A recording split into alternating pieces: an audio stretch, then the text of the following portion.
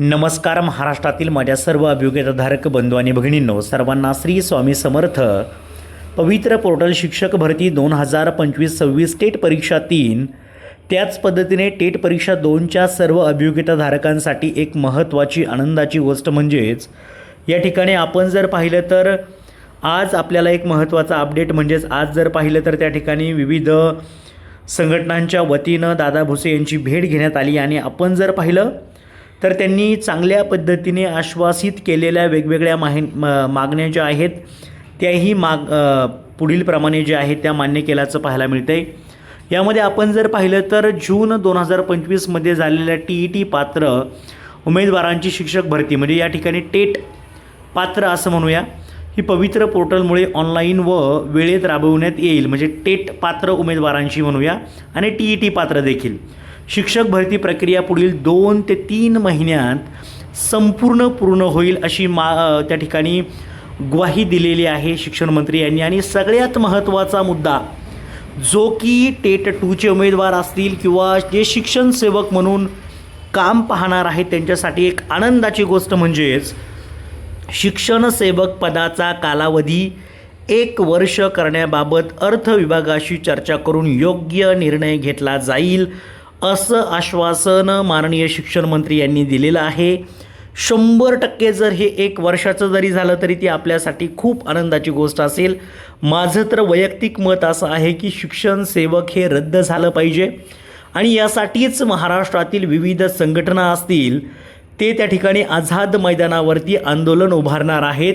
विनंती महाराष्ट्रातील शिक्षण सेवकांना एवढीच असेल की त्या आंदोलनाला सर्वांनी साथ द्या, कारण की आंदोलनाच्या माध्यमातून आपलं जर पाऊल उचललं तर 100% हे शिक्षण सेवक रद्द होईल आणि आपण ज्या तुटपुंज्या पगारावरती जगत आहोत आपल्याला संपूर्ण वेतन मिळालं पाहिजे. समान काम समान वेतन हा आपला हक्क आपल्याला मिळाला पाहिजे.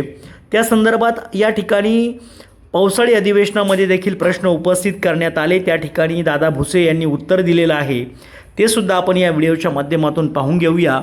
या ठिकाणी त्यांनी असं या ठिकाणी मुद्दा उपस्थित केलेला होता की राज्यातील 100% अनुदानित शाळांमधील शिक्षकांसाठी लागू असलेल्या शिक्षण सेवक योजना रद्द करून मानधन वाढवण्याबाबत.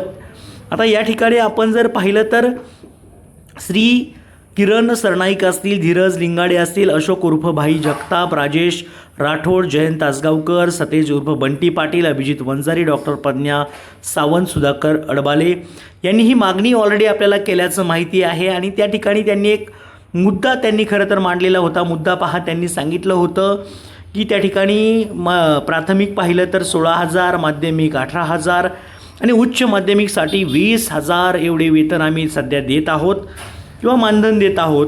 आणि त्यांनी एक मुद्दा उपस्थित केला होता, तो म्हणजेच या सर्व बाबी तसेच संभाव्य वित्तीय भार विचारात घेता शिक्षण सेवक योजना रद्द करणे संयुक्तिक होणार नाही. परंतु आज आपल्याला असं माहिती मिळते आहे की या ठिकाणी विविध संघटनांच्या माध्यमातून दादा भुसे यांची भेट घेण्यात आली, त्यांना विनंती करण्यात आली आणि त्यांनी हा निर्णय दिलेला आहे. हा निर्णय जरी मान्य झाला तरीही आपल्यासाठी ही आनंदाची गोष्ट असेल. ज्या ठिकाणी 3 वर्षांचा शिक्षण सेवकाचा कालावधी आहे तिथे 1 वर्षाचा झाला तरी तो आपल्यासाठी आनंदाची गोष्ट असेल असं मी म्हणेल.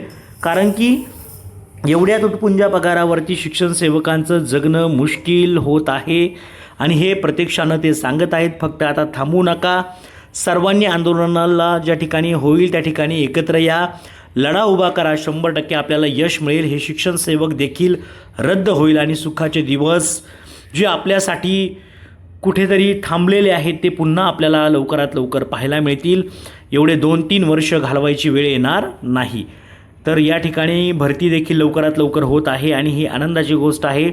सर्वांसाठी हा आनंदाचा दिवस लवकरात लवकर येऊ अशीच अपेक्षा करू. सर्वांना all the best. Thank you so much.